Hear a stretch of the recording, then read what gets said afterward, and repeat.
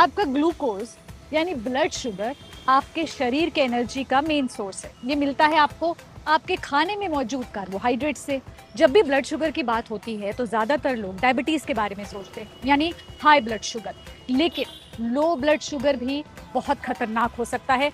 आज इसी के बारे में बात और ये भी जानेंगे इससे कैसे बच सकते हैं।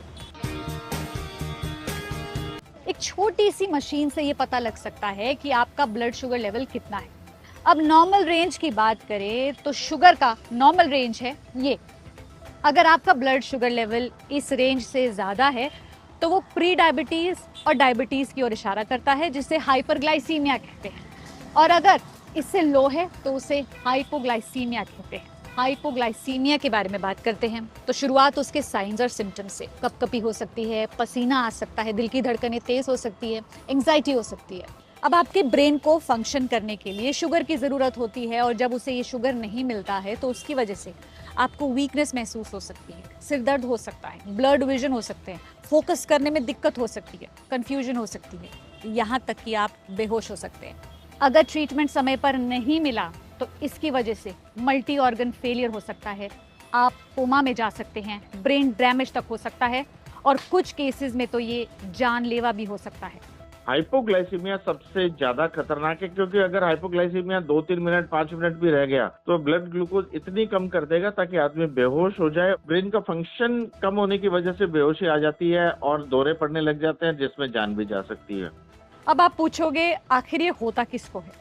तो ये आम होता है डायबिटिक पेशेंट्स में, यानी जिनको डायबिटीज़ है। अब अगर आपने ज़्यादा ओरल मेडिकेशंस ले ली अपनी डायबिटीज़ की, इंसुलिन ज़्यादा ले लिया, या फिर अपने दवाइयों को एडजस्ट किए बिना अपने फिजिकल एक्टिविटीज़ में चेंज कर लिया, डाइट में चेंज कर लिया, तब ये हो सकता है। अगर किसी को डायबिटीज़ है और वो समय पर दवा नहीं लेते, मील्स स्किप करते हैं, बिना खाए अल्कोहल ले लेते हैं, या अगर कोई डायबिटिक पेशेंट प्रेग्नेंट हो और उसमें हार्मोनल चेंजेस हो, तब भी हाइपोग्लाइसीमिया हो सकता है। अब जिनको डायबिटीज़ नहीं है उनको अक्सर ऐसा फील हो सकता है ना, लो ऑन शुगर सा लग रहा है। लेकिन इसका रीज़न क्या है? ज़्यादातर केसेस में रीज़न होता है एंग्जाइटी या फिर लो एनर्जी। मगर वो लोग जिनको डायबिटीज़ नहीं है उनको भी हाइपोग्लाइसीमिया हो सकता है, लेकिन रेयर केसेस में। अब वो केसेस कौन से हैं जानते हैं। अगर किसी की गैस्ट्रो इंटेस्टाइनल सर्जरी हुई हो जिसकी वजह से डाइजेशन और इंसुलिन रिलीज के बीच कोऑर्डिनेशन पर असर पड़ा हो, पैंक्रियाटिक ट्यूमर हो, कुछ हार्मोन्स की कमी हो, एंजाइम डिफेक्ट हो, कुछ प्री एग्जिस्टिंग मेडिकल कंडीशंस हो, या कुछ दवाओं की वजह से ऐसा हो सकता है। वैसे कभी कभी कुछ खाने के बाद भी हो सकता है आपका शुगर लेवल डाउन। आप पूछोगे कैसे? अब जिन लोगों को डायबिटीज़ नहीं है उनमें भी कभी कभी ऐसा हो सकता है कि कुछ खाने के बाद इंस्टेंट शुगर स्पाइक हो, इंस्टेंट शुगर फॉल हो और शुगर लेवल बॉडी का लो हो जाए। अब इसे ठीक कैसे करें? जिनको डायबिटीज़ है वो अपने वार्निंग साइंस को पहचानें और हमेशा अपने ब्लड शुगर लेवल को मॉनिटर करते रहिए। माइल्ड टू मॉडरेट हाइपोग्लाइसीमिया को ट्रीट करने के लिए 15-15 रूल फॉलो कीजिए। मतलब कि 15 ग्राम क्विक कार्ब्स या कुछ मीठा खा लें, 15 मिनट बाद चेक कीजिए कि आपका शुगर लेवल कितना है।